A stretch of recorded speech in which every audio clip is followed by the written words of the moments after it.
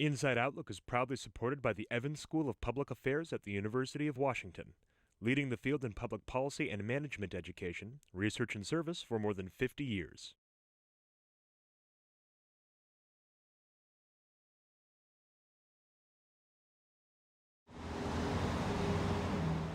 We're at University of Washington's Husky Stadium, which, like many universities in the Pac-12, recently completed a $250 million renovation. The National Athletic Collegiate Association, which governs athletics at the university, generates billions of dollars through its two most lucrative sports, football and basketball. Through astronomical television and endorsement contracts, NCAA athletics has become big business and generates over $11 billion annually. Seemingly left out of this revenue equation, the quote-unquote student athletes. But with recent landmark cases like the Ed O'Bannon versus NCAA antitrust lawsuit, critique and calls for reform of the status quo are growing louder. What does the future hold for the NCAA, the student athlete, and the university? What role does sports play on the university campus? Should players get paid? Today on Inside Outlook, we tackle these questions and more. Stay tuned.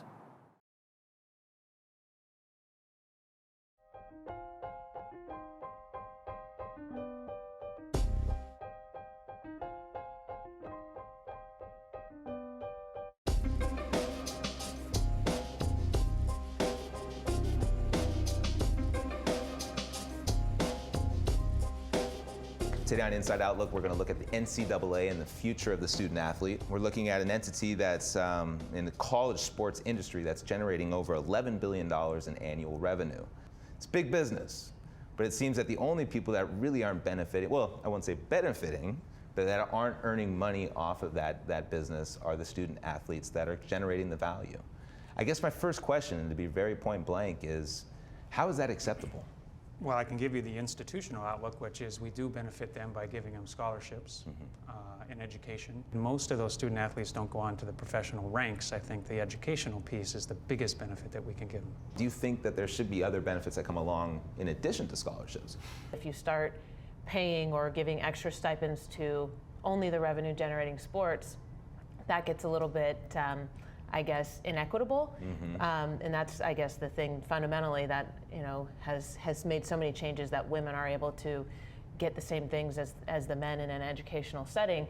So therefore, everybody's kind of under one umbrella. But how do people sustain this? How is it not just the big universities that actually make money? How can they maintain it? And so you always want like the University of Akron or Ball State to continue to be able to compete at the same level that everybody else does. Greg, where do you weigh in on this? The mission of the University of Washington or the University of Cal Berkeley is to educate young people, to bring them to a place where they can engage in academic advancement and change their lives in many ways and enhance their opportunities in the future. And now we're talking about paying athletes in the power conferences to go out on the field, and what sort of does that bring to a university? How does that enhance the university? How do we decide on what importance we're going to put on athletics? And then when the spoils that come out of that endeavor are divided, are the young people who are there playing the sport, who ultimately are there to get an education, being treated fairly? What's interesting, though, about what you started off talking about at the beginning of that, it could be argued that those special cases, those University of Kentucky one and dones, are those that are driving the revenues. And so those special players that can go on to the NBA are the ones that folks want to see play. And that's why we have the big television contracts and all those things. So they're kind of defining the market for the other 100 kids that are there on scholarship who are just there to get an education. Now we're talking about an extreme minority. Right. When you're talking about Kentucky basketball and college athletes that get an opportunity to go on to the NBA or the NFL and make a career out of the sport that they do. And I personally, I'd like to leave that out of the conversation when it comes to decision making, because you're playing, there's just a different set of rules. And so really you do have to consider them when you're talking about this whole context of a discussion, because they're driving the ESPNs and the CBSs and the ABCs for the most part. Those special athletes, those that are capable of playing at the next level, those are primarily the reasons that the revenues have gotten so large. We're talking about revenues being driven from those 1% or 0.01% of the athlete. In watching the college, the BCS series, it's like I'm starting to feel a little bit uncomfortable watching it, just because you see just how much money is being made and how much money is being thrown around. And granted, it is a minority of students that are playing on that level. I think something the NCAA should be talking about is how we define amateur athletes. So for example, one of the restrictions is once you go and try to make a life as a professional athlete, you are not allowed to come back and play college athletics. I'm not sure why that needs to be the case. If we're in the business, our primary mission is educational. We would love to see everyone get an education. So if you want to go and try your luck at the professional leagues and then come back to get an education, I think we should welcome that. Interesting. Yeah, that's a very interesting perspective. First time I've heard that. Yeah. Especially from the academic. No, I actually think that if they establish themselves academically for a year, and they're working towards a degree, I think they should be able to participate in athletics. I think of athletics as a part of the educational process. I meet students in the classroom, and that's where we have an educational interaction. I think there's a lot of education going on in the courts and fields. I was an athlete, a student athlete in college, and I learned a tremendous amount when I was playing. So basically you're saying that if you try it and it doesn't work out, you can come back to school, but you go to school. Right, you're there for an academic year before your athletic eligibility is instated. That's right. Yeah, that's interesting. Yeah, that's really yeah, that's the first time I heard that. I think I kind of like it. I wonder, do I have any eligibility left? I think there's another influence that is at play here, especially as it relates to sort of the context around all of this, and that is, what is the residual effect to the entire university for having great sports programs? I support the University of Washington, but 90% of the time I'm on campus. It's at a football or basketball game, and that ties me back in. And so that instills that pride, and then in turn, I contribute to the university, in many other ways with my time, my talent, and my treasure because of that tie back. I think a great example of that is over in Spokane at Gonzaga University, what their basketball program has done for the university itself. You have students from all over, not athletes, that look forward to attending, Gonzaga University, not realizing or knowing or what Spokane is, is really put, the Spokane and GU on the map. It's the players that are generating that publicity, right? It's those players, their talents, they're coming from other parts of the country to come and play and, increase the value of the brand of Gonzaga and the profile, right? And so, again, should they not have some right to the revenue that they're generating as a result? Yeah, you're talking to all former student athletes who I get the feeling really feel like their lives were blessed by the opportunity to be a part of that system. And while we understand that the business is getting bigger, and that some things need to change for the quality of life of the student athlete when they're on campus, we've also continued to benefit from our role and our participation in college athletics. And so we have we want to make sure that's preserved for people who come behind us. I would bet 90% of the student athletes that play for Division I programs in the big 65 schools, their lives are better when they're student athletes than when they graduate, 4 years after they graduate. They get more benefits as a student athlete from an educational opportunity. You get a free personal trainer every day to work work yourself out. CrossFit costs $300 every 3 months. That whole thing. So we just have to be careful as leaders of what this perspective is all about. We're here to educate, and if we can invest back into our own people, that's the best use of the money. Yeah.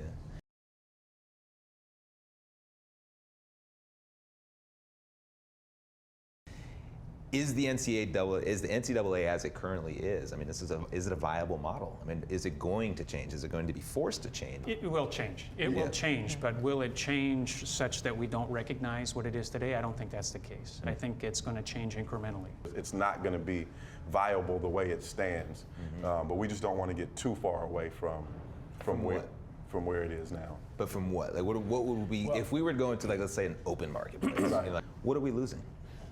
Well, I think one, the mission of the universities is to That's educate critical. young people and to have an opportunity to impact your life beyond the 4 years. Only less than 1% of those student athletes were going to play professional sports. And so if they don't learn how to think, they don't network, they don't learn how to prepare for life beyond those 4 years, they're going to lose in the long run. So we want to keep the mission focused there. I think the side of it where people have problems is when you look at the amateur athletes with the professional coaches. And I think that's one of the, it is what it is, but that's the thing I think some business people, the professional coaches, the professional institutions, the ESPNs and all of those, the people who are benefiting, I think is what this conversation is about. And is it in correct proportion? Right. And that, that can be argued. I think they said, 41 out of the 50 states, the highest paid public official is a coach. $2.2 million is the average salary for those top 65. Yeah. Most of those coaches play college athletics, though. Yeah. So you just came back from DC, NCAA annual conference. What were some of the bullet points that you took away from? Definitely. It was a historic meeting in the sense that the autonomy group, which is the big 5 conferences, 65 schools, 5 conferences, met for the first time to pass their own rules. Can you explain a little bit more the autonomous group? It's the big 5 conferences, so it's the ACC, the SEC, the Big 10, the Big 12, and the Pac-12. Okay. So those are the 65 institutions where you're going to see, it's within those 65 where the football and the basketball programs make the money. Right. Those are the ones that ESPN, Fox, CBS, ABC, NBC, they're the ones that are broadcasting the games for those institutions. And when was that group formed? I mean, in a somewhat formal manner. I mean, it sounds like it's now an established entity. That was last year. That was last year. So the NCAA restructured, and that was contentious because there's discussion about whether a group of schools is being left behind in this push, and the 65 are going off on their own. But the decision was made to allow them to pass their own rules within a certain set of criteria, not across everything. And where do you see this going? I mean, you have this one step where this group separates out. Yeah, and they're that's making where more money. I think it's incremental. Our mission is educational, and I would hope every institution keeps that right in the crosshairs as we're thinking about what do we want to offer student athletes. Okay, it needs to fit into the educational mission. We do not want to run a semi-professional football team on the side. Right? We want student athletes who are using football as part of their educational experience. Within that framework, okay, we want to provide them with the most resources available so that they can do the job they need to do. What sort of sense of responsibility do they feel that they have to the lower conferences? Are they forming as a group to make decisions just for the better of that group, or, and this will be known as time goes, or are they operating with the understanding that they do have a responsibility for the rest of college athletics also? It's a legitimate concern. Yeah. Well, just as a player or somebody who's seeking out a scholarship, if that group of 65 schools is now offering more incentives for you to go to those schools, I mean, it's already creating a disproportionate I think set of incentives. That's already in place. It's already in place, right? If you're recruited by University of Washington, University of Oregon, and you're recruited by Idaho, most times you're going to go to the University of Washington, University of Oregon, because there are more benefits there, perceived at least. A scholarship is a scholarship, but you're being taken care of better. Your plane is better, your bus is better, your dorms are better. There's revenues that are passed from the Power 65 to the other teams in order to create, opportunities for their student athletes. So there's ways to continue to keep them funded as it relates to the Power 65, but as they pull further and further out and away, will that continue to happen, that quid pro quo and keeping, the competitive, balance aligned a little bit? My name is M. Christo Bruce. I'm the sales manager at Brotherton Cadillac Buick GMC here in Renton, Washington. Played football at Washington State University, where I graduated, got my sociology degree as well. Was a All-American team captain at Washington State all the time I was there, and went on to play in the NFL after that. I think the tough part about being a student athlete is we didn't have the same, I guess, student aspect that most of the other students had. For instance, when we woke up every morning, we had morning workouts at 6 a.m. Then after your workouts, you try to get a little bit of treatment because there's a lot of nicks and bumps and bruises. Then you would go to class. Then you would come back and have meetings. Then you would have, after your meetings, you would have more meetings, and then practice. And then after practice, after you beat your body up for a couple hours, then you would have to get a little bit of treatment, ice it down, stem, some stretching, and some physical therapy, and then oftentimes you have meetings after that. So where most people woke up, and went to class and then kind of went home or a job or things like that, we were doing quite a bit. It's hard to look at somebody sacrificing their body for the school that's making millions upon millions of dollars, and then you surviving off of the crumbs, kind of. But at the same time, we are getting an education. We are getting a great experience playing, nationally in these big stadiums. I don't want it to be my school did something wrong to me, because I love every experience that I had, but it was tough to pay the bills. It was very, very tough. And looking at the school making so much money, and to see some of the players struggle was really, really tough, especially when you see a sold-out crowd that you're giving your body, your 110% to, not only to your teammates, but to your university, and to not have any dividends after that. It really hurts. And I want to figure out, is that fair? Do they deserve to have nothing after a university made millions of dollars off of them? I don't think it's fair.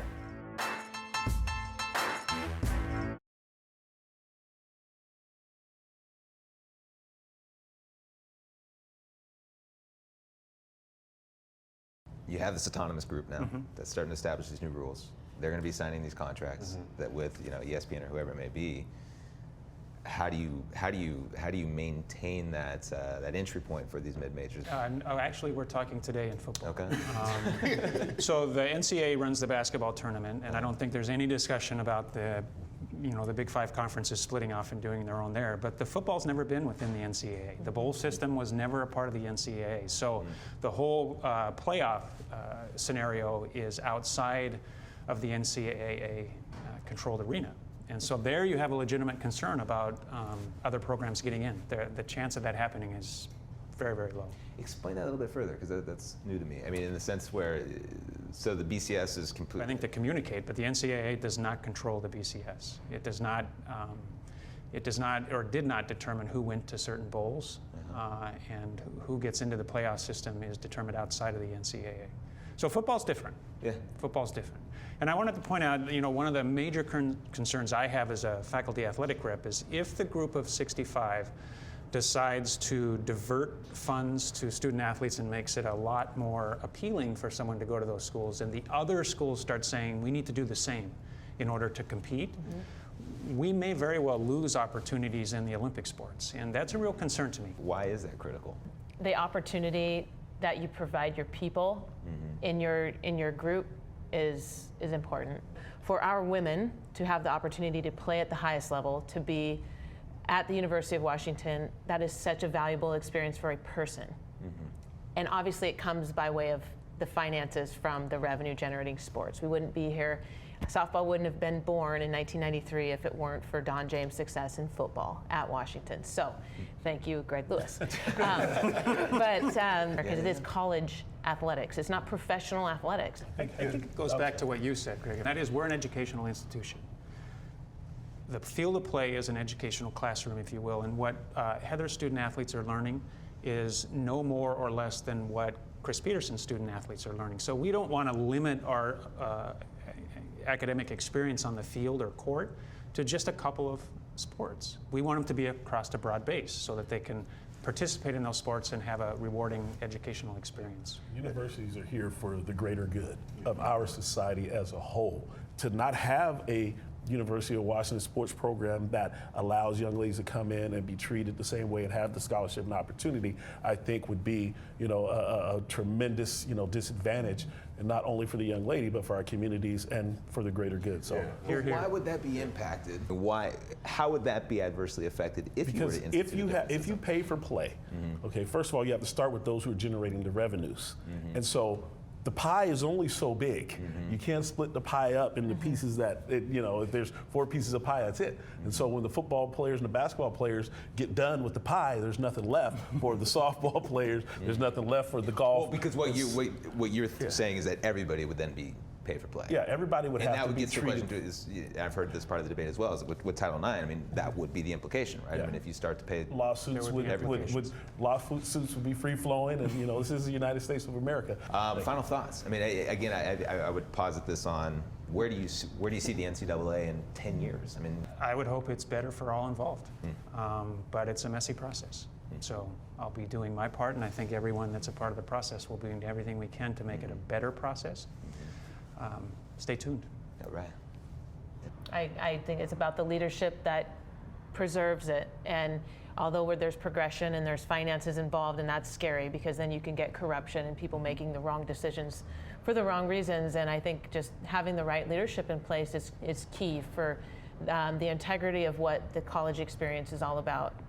My hope is that we are smart enough to preserve the things that have made college athletics special all these many years and decades, and that we remain a semblance of amateurism, and that the mission of the universities remains the same, to educate young people, and that we are able to change with the times to make sure that our student athletes are getting what they need.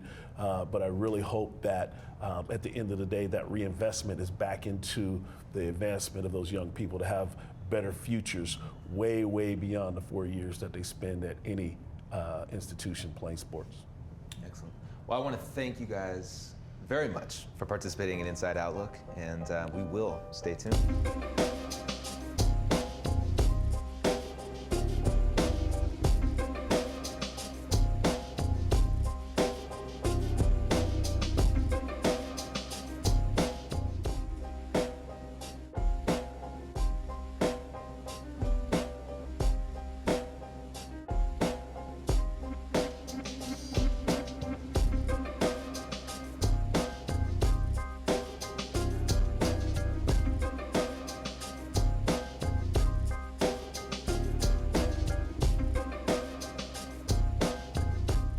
Inside Outlook is made possible by support from the Evans School of Public Affairs at the University of Washington.